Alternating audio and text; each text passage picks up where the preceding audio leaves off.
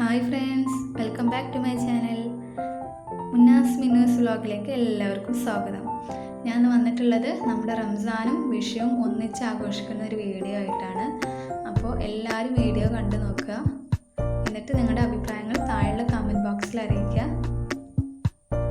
അതുപോലെ നമ്മളിന്ന് ഒരു റെസിപ്പി കൂടി നമ്മുടെ വീഡിയോയിൽ ഇൻക്ലൂഡ് ചെയ്യുന്നുണ്ട്. അപ്പോൾ എല്ലാവരും വീഡിയോ സ്കിപ്പ് ചെയ്യാണ്ട് കാണുക.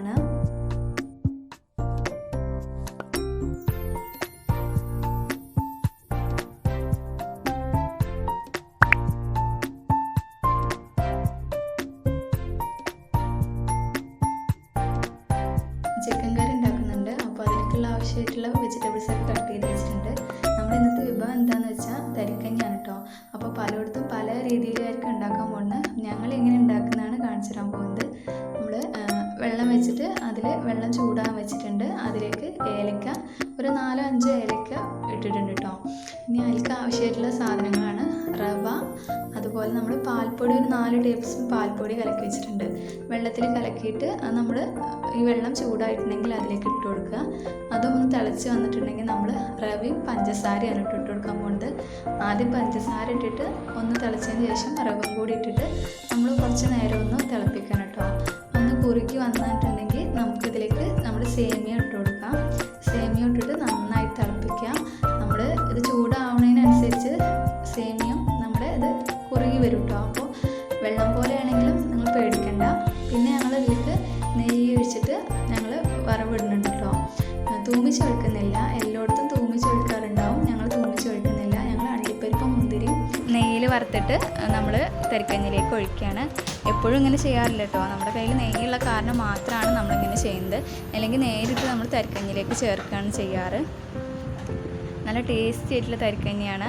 നമ്മൾ പല ദേശത്തും പല മാതിരിയായിരിക്കും. ഞങ്ങൾ ഇങ്ങനെയാണ് തയ്യാറാക്കൽ. പിന്നെ നമ്മൾ ഉള്ളിവട ഉണ്ടാക്കുന്നുണ്ട് കേട്ടോ. അപ്പോൾ അതിലേക്കുള്ള കാര്യങ്ങളൊക്കെ ചെയ്തിട്ടുണ്ട്.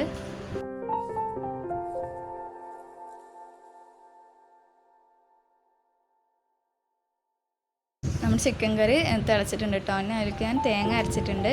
ഇനി അതുകൂടെ ഒഴിച്ചിട്ട് തിളപ്പിച്ചെടുക്കുക. എന്നിട്ട് നമ്മളിത് തൂമിച്ചൊഴിക്കുകയാണ് ചെയ്യുന്നത്.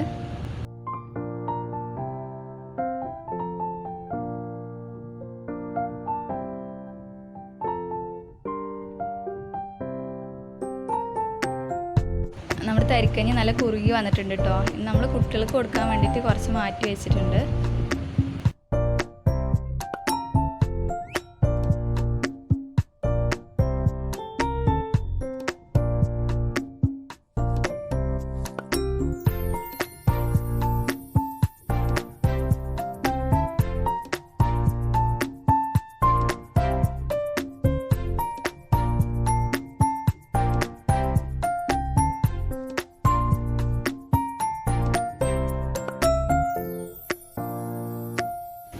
നമ്മൾ ലൈമ് തയ്യാറാക്കിയിട്ടുണ്ട് കേട്ടോ. ഇനി അത് നമ്മളിത് കലക്കിയിട്ട് ഫ്രിഡ്ജിൽ വെക്കുകയാണ് ചെയ്യാറ്.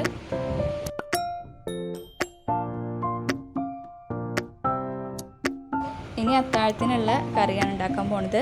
നമ്മുടെ അത്താഴത്തിന് എപ്പോഴും ഇലക്കറിയാണല്ലോ ബെസ്റ്റ്. അപ്പോൾ ഇല താളിക്കുകയാണ്. അതുപോലെ തന്നെ ക്യാബേജ് ഉപ്പേരി വെക്കുന്നുണ്ട്.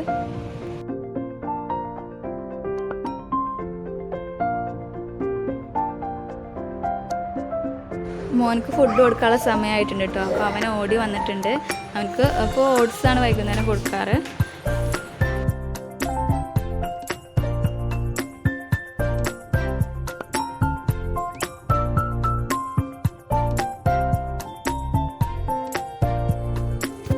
നോമ്പ് തുറക്കാനുള്ള സമയമായിട്ടുണ്ട്. അപ്പോൾ കസ്കസ് വെള്ളത്തിൽ ചേർക്കാണ്.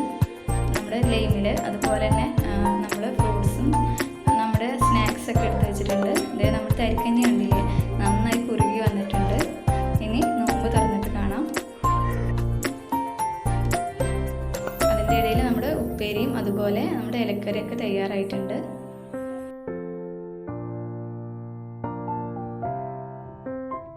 ഇന്നെന്തായാലും വിഷയമാണല്ലോ. അപ്പോൾ മക്കളൊക്കെ കരഞ്ഞിട്ട് പൂത്തിരിയും കുറച്ച് സാധനങ്ങളൊക്കെ വാങ്ങിയിട്ടുണ്ട്.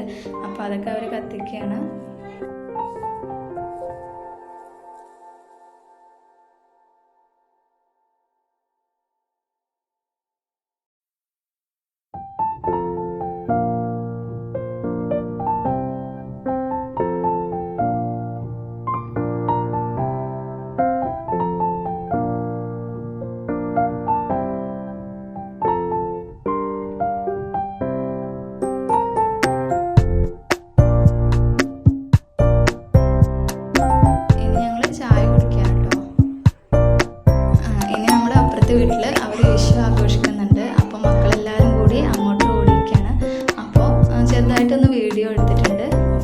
കാഴ്ചകളൊക്കെ ഒന്ന് കാണാം.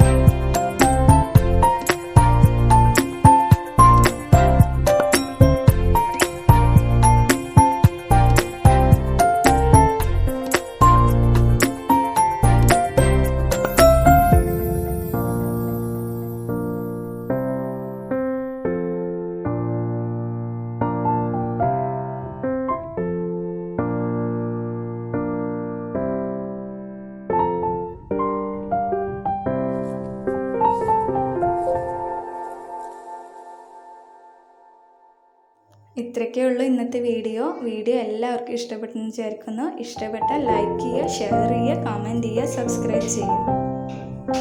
Thanks for watching.